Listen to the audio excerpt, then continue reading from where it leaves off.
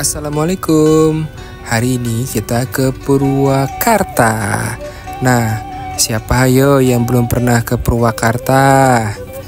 Kalau belum pernah, yuk kita jalan bareng-bareng ke destinasi wisata di Purwakarta. Kebetulan kita berangkat dari kota Bekasi, teman-teman. Langsung menuju Purwakarta lewat tol MBZ. MBZ ini adalah jalur layang tol yang mengarah ke Jawa Barat di Karawang. Jadi teman-teman yang mau ke Bandung, mau ke Purwakarta atau ke Cipali bisa lewat tol MBZ ini. Masuk ke Karawang udah masuk jam makan siang. Jadi kita mampir ke Sate Marangi Haji Yeti di Purwakarta. Karena musim liburan, ini tempatnya ramai banget teman-teman. Jadi harus cepet-cepet nih dapet meja untuk duduk. Nah, karena kita berempat itu dapatnya gampang. Tapi kalau teman-teman bawa 10-15 orang, wah PR deh nyari tempat duduknya. Rasanya enak, kambing mudanya empuk, terus sambelnya, bumbunya itu mantep. Sangat rekomendasi loh teman-teman kalau ke Purwakarta kesini. Setelah makan siang di Haji Yati, kami menginap semalam di Purwakarta. Nah, pagi harinya kami menuju destinasi wisata Waduk Jatiluhur. Waduk Jatiluhur itu adalah waduk yang digunakan sebagai pembangkit listrik tenaga air. Teman-teman bisa buka di Google Map dengan titiknya Waduk Jatiluhur atau Cafe Istora Jatiluhur. Nah, itu tempat yang paling gampang dibaca sama Google Map. Nah, kalau pagi-pagi kota Purwakarta itu relatif sepi ya. Apa mungkin karena ini masih musim liburan Lebaran, jadi kotanya tuh nggak terlalu padat. Tapi tata letak kotanya tuh mirip-mirip sama daerah Cirebon atau daerah Tasikmalaya. Masih banyak gedung-gedung lama, jalanannya juga persis mirip. Bahkan mirip juga kayak kota Kuningan. Purwakarta itu adalah salah satu kota atau kabupaten yang terdapat di Jawa Barat. Purwakarta ini dulu dipimpin oleh Gubernur Jawa Barat saat ini, yaitu Deddy Mulyadi. Nah, setelah dipimpin oleh Deddy Mulyadi, Purwakarta ini sepertinya makin maju gitu. Nah, tapi mudah-mudahan dengan wali kota yang baru ini bisa lebih baik lagi ya Purwakarta. Teman-teman, jalan menuju Waduk Jatiluhur itu relatif menanjak ya. Jadi kalau kendaraannya kurang fit, ya lebih baik dipersiapkan dulu kendaraannya. Tapi jika dibandingkan dengan jalur pegunungan lain, ini relatif aman sih. Cuma jaga-jaga aja teman-teman. Nah, kita sampai nih di Waduk Jatiluhur. Nah, teman-teman bisa buka di Google Map. Nanti ada tempat parkiran mobil Waduk Jatiluhur. Waduk Jatiluhur itu adalah waduk buatan. Mungkin ada sebagian buatan, mungkin sebagian ada yang alami juga. Jadi di sini itu banyak kapal-kapal nelayan dan juga kapal-kapal wisata. Di samping untuk pelihara ikan, Waduk Jatiluhur ini adalah sumber energi listrik tenaga air yang bisa menyuplai ke berbagai macam daerah di Indonesia. Pemandangannya indah banget teman-teman, apalagi kalau pagi hari teman-teman datang ke sini dengan cuaca yang cerah. Jadi ada pemandangan bukit-bukit yang indah di antara danau atau Waduk Jatiluhur. Ini buat nongkrong, buat mancing, buat makan bareng keluarga, ini nikmat sekali teman-teman. Damai sekali. Setelah kita menikmati Waduk Jatiluhur, kita akan beralih ke destinasi lain. Jadi di waktu Waduk Jatiluhur itu ada berbagai macam destinasi wisata. artinya titik-titik di waduk yang bisa kalian kunjungi. Jadi kalau buka map di Waduk Jatiluhur itu ada tuh beberapa spot wisata yang berbeda-beda di Waduk Jatiluhur. Tentu view-nya juga beda-beda. Nah, ini salah satu view yang berbeda dari sisi lain di Waduk Jatiluhur. Tampak kapal-kapal nelayan yang terparkir untuk mencari ikan. Tapi teman-teman, kalau teman-teman ngikuti Google Map itu kadang-kadang itu melewati jalan yang kurang bagus ya. Nah, ini contohnya, ini kita ke bendungan Waduk Jatiluhur sisi lain, tapi jalannya itu melewati jalan pedesaan. Nah, jalan pedesaan ini ternyata kurang bagus nih, jadi belum halus jalannya, masih berbatuan lalu menanjak. Tapi sebagian lagi udah mulai ada perbaikan, contohnya jalan ini. Nah, jalan ini sudah bagus nih, sudah dicor. Jadi tidak semua jalanan yang ada di Waduk Jatiluhur itu bagus ya. Jadi harus benar-benar perhatikan Google Map-nya. Kita sedang menuju destinasi wisata lainnya di Purwakarta, namanya Bendungan Ubruk. Sebenarnya sih ini bendungan biasa teman-teman. Jadi yang memisahkan antara sumber atau gardu listrik ya dengan bendungan atau waduk Jatiluhurnya. Tapi pemandangan di sini tuh cantik banget. Jadi banyak orang yang kesini untuk foto dan juga untuk mancing. Nah, ini adalah sisi lain dari pemandangan di Waduk Jatiluhur. Jadi kalau teman-teman kesini, bolehlah sesekali kesini ambil foto di Bendungan Ubruk.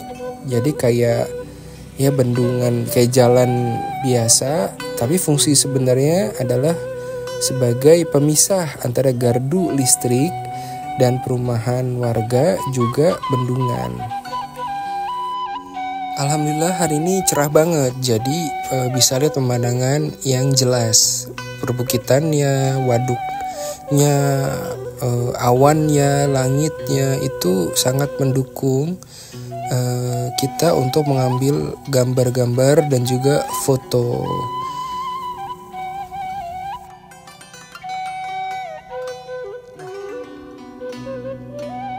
Sekarang kita beralih ke wisata atau destinasi di Waduk Jatiluhur selanjutnya. Namanya adalah wisata Istora Jatiluhur. Sebenarnya ini adalah kafe atau tempat makan. Cuma waktu kita ke sana itu nggak buka kafenya. Cuma untuk foto-foto itu masih boleh kok, boleh masuk atau atas izin dari security-nya. Jadi teman-teman di sini harus bertemu dulu security-nya, bilang aja mau ke Istora Senayan, boleh kok. Nah, ini ada burung nuri nih, ada burung parrot di pelihara di sini. Adek seneng banget nih lihat burung.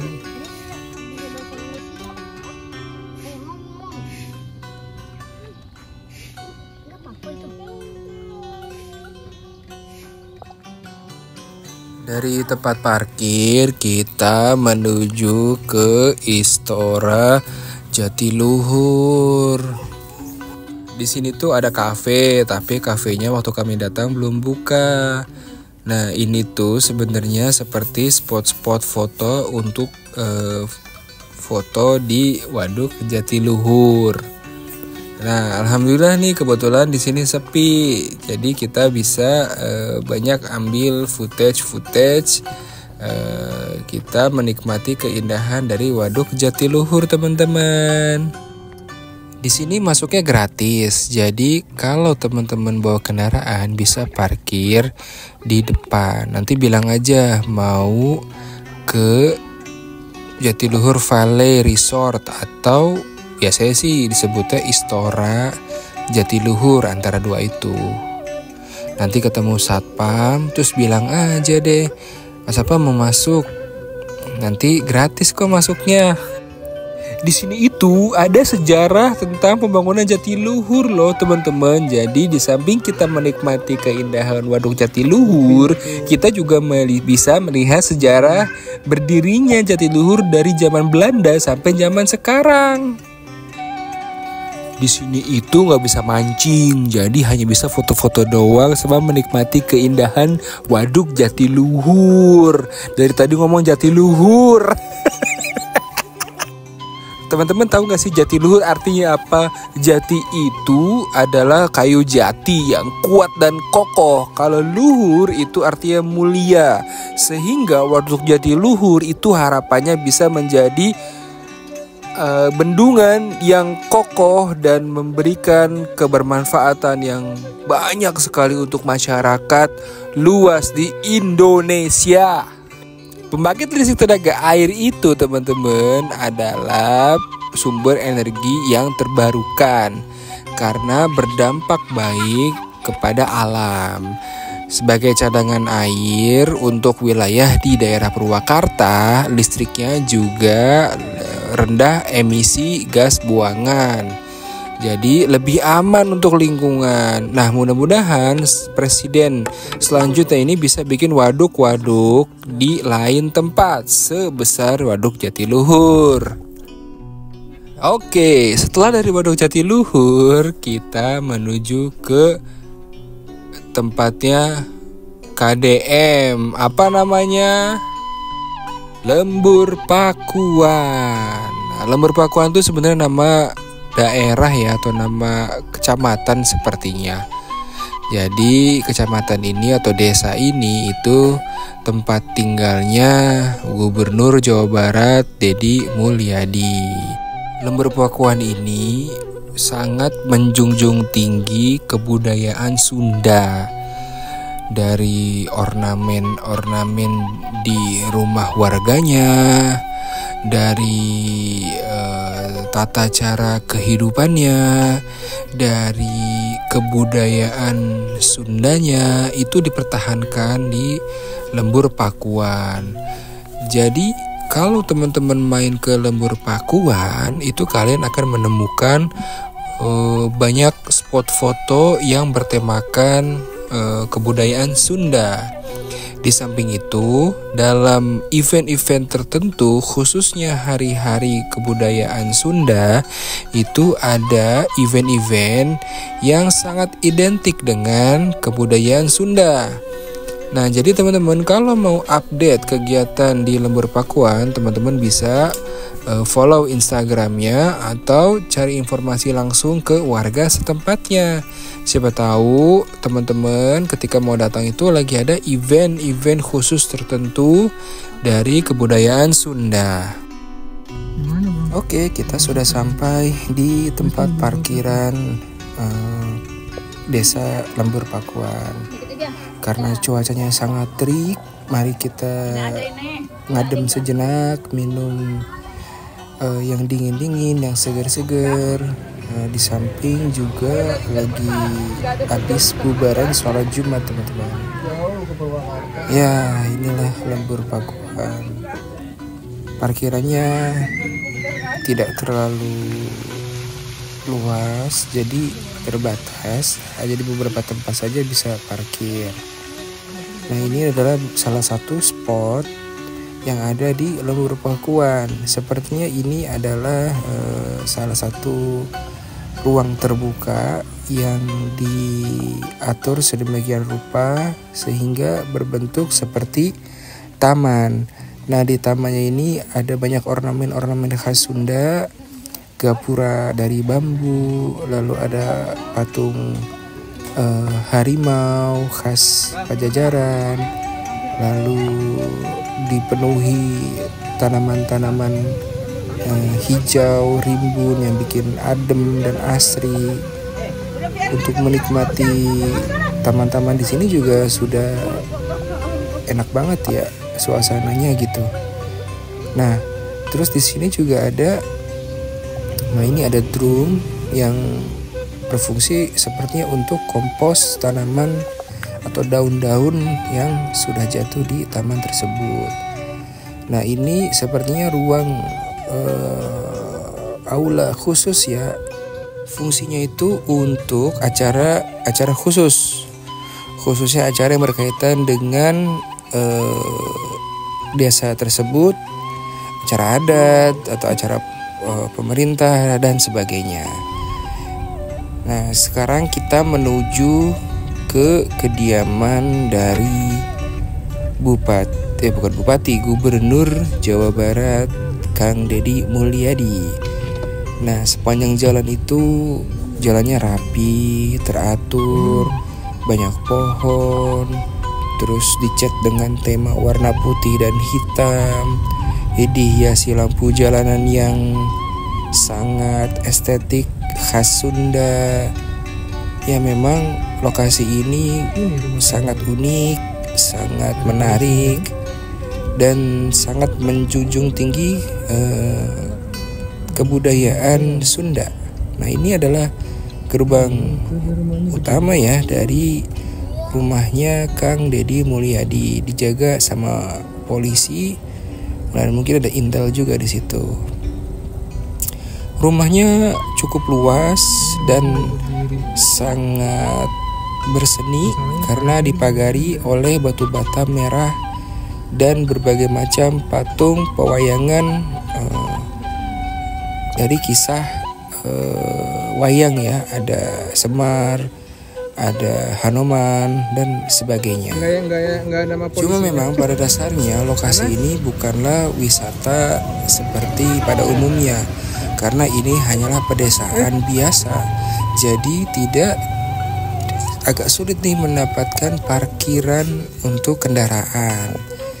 Nah, mungkin kalau hanya untuk melintas saja, misal teman-teman main ke Purwakarta terus ingin penasaran dengan Lembur Pakuan, silahkan datang ke sini. Ya, mampir sebentar lalu pulang.